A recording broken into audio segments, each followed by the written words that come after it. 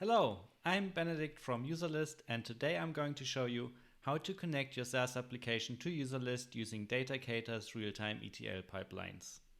Userlist is a SaaS email automation tool that allows you to engage with your customers based on their behavior inside your application. DataCater allows you to stream data from data sources to data sinks in real time with the ability to apply transforms along the way.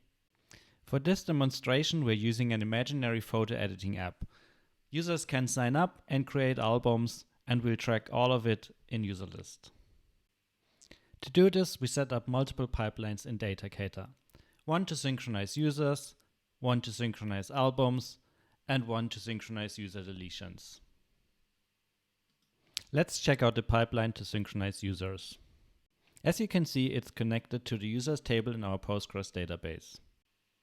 We also remove unnecessary columns, add a new properties column, fill that with necessary information like the names, and rename the identifier column.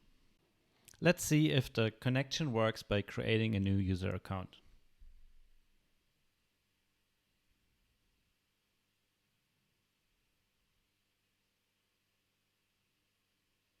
Let's now check our Userlist account. After reloading the page, you can see the new user is now in the system. Let's now check out our pipeline for syncing albums. Again, we are applying couple transforms to properly send over change information into Userlist.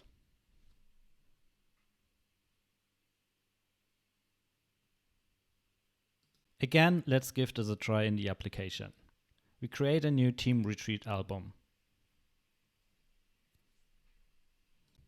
But we made a small mistake, so let's change the year.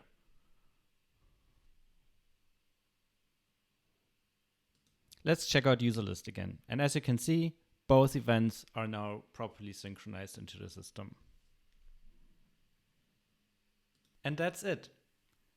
I hope this demonstration gave you a good idea how to use DataCater to synchronize your user data into Userlist without touching your application's code.